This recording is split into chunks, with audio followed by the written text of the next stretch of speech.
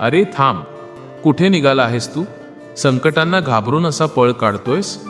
तुला खरंच असं वाटतंय का की आता सगळं संपलंय?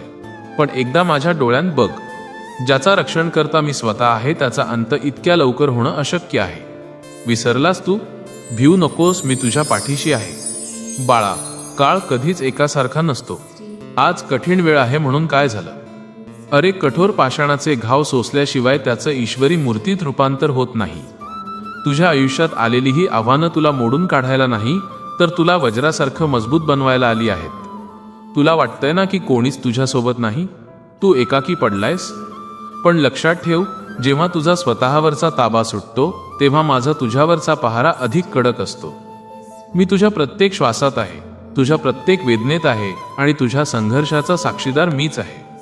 तुझा प्रारब्ध तुला कितीही खेचत असला तरी माझी महासत्ता तुला सावरण्याची ताकद ठेवते. लक्षात ठेव, मी काही हिरावून घेत असेल तर त्यामागे तुला विशाल काहीतरी देण्याचा माझा मोठा संकेत असतो. म्हणून हतबल होऊन गुडघे टेकू नकोस, तर माझ्या चरणी संपूर्ण शरणागती पत्कर. तुझा अहंकार जाळून टाक आणि बघ मग मी कशा दिशा बदलतो ते. हे 3 शब्द काळजाच्या खोलवर कोरून ठेव. पहिले, धैर्य. प्रलय समोर असला तरी पाय जमिनीवर घट्ट रोवून उभा राहा. दुसरे, विश्वास. मी जे करतोय तेच तुझं परम कल्याण आहे हे मान्य कर.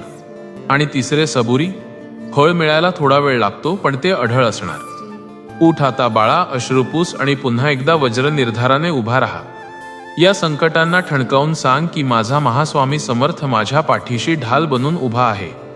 तुझी संकट पर्वतासारखी असतील, पण माझा आशीर्वाद हिमालयाहूनही मोठा आहे. जर तुला माझ्या शब्दांवर आणि सामर्थ्यावर पूर्ण विश्वास असेल तर कमेंटमध्ये स्वामी तुमची कृपा सदैव अशीच माझ्यावर राहावो असं लिहून आपली भक्ती सिद्ध कर. आणि हा ईश्वरी आदेश त्या व्यक्तीला नक्की पाठव ज्याला आज या आधाराची सर्वात जास्त गरज आहे. श्री स्वामी समर्थ.